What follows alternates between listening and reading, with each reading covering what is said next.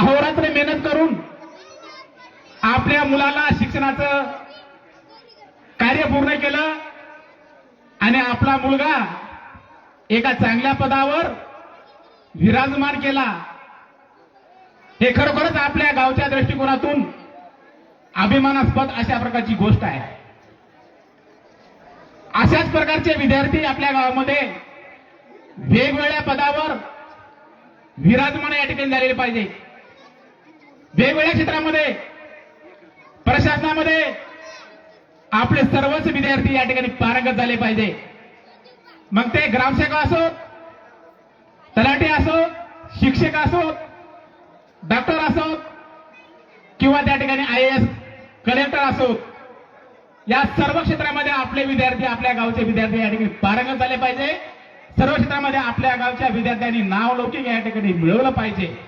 म्हणून आपण त्यांच्या या यशांच्या कारकिर्दीमुळे त्यांच्या पाठीवर कौतुकाचा स्पर्श करण्याकरता आपण या ठिकाणी हा कार्यक्रम आयोजित केलेला आहे।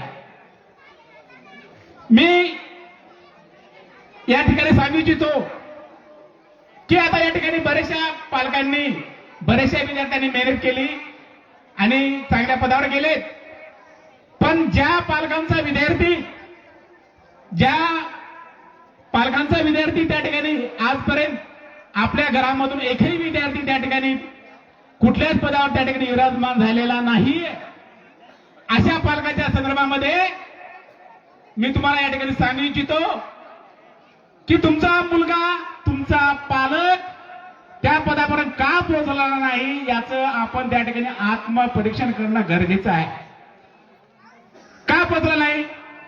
आता पाहतो आपल्या गावामध्ये बरेचसे आपले घराला घर लागून असतात। आपल्या शेजारचाच एक विद्यार्थी पदावर लागलेला असतो, कुठल्या तरी पदावर त्या ठिकाणी विराजमान झालेला असतो, पण आपल्या बाजूचाच एका शेजारचा विद्यार्थी कुठल्याच पदावर त्या ठिकाणी विराजमान झालेला नसतो। याचं प्रमुख कारण काय आहे? काय कारण असेल?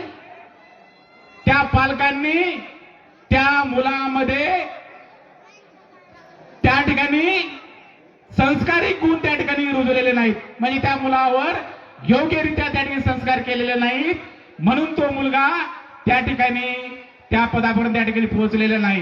कारण त्या मुलांनी मध्यंतरी त्या ठिकाणी शाळा सोडलेली आहे, मध्यंतरी त्यांनी शिक्षणाचा खंड त्या ठिकाणी केलेला आहे। जो पालक आपल्या मुलावर त्या ठिकाणी योग्यरित्या संस्कार करतो आणि योग्य वेळामध्ये करतो, त्या पालकांचा मुलगा त्या ठिकाणी निश्चितच भविष्यामध्ये मोठ्या पदावर विराजमान झाल्याशिवाय राहणार नाही। आज आपण पाहतोय मुलावर संस्कार त्या ठिकाणी केव्हा केले जातात? अगदी बालवयामध्ये जर जो पालक आपल्या मुलावर योग्य संस्कार करतो, तो मुलगा निश्चितच त्या ठिकाणी भविष्यामध्ये त्या ठिकाणी घडतो। आपल्याला माहित आहे आपण सर्व शेतकऱ्याची मुलं आहात। शेतामध्ये आपण ज्यावेळेस या ठिकाणी पीक त्या ठिकाणी पेरतो आणि पिकाची आपण जोपासना केव्हा करतो? आपलं पीक त्या ठिकाणी चांगल्या रीतीनं उगवलं पाहिजे म्हणून आपण त्या ठिकाणी काय करतो? पीक ज्यावेळेस लहान असते त्याच वेळेस आपण त्या पिकांची जोपासना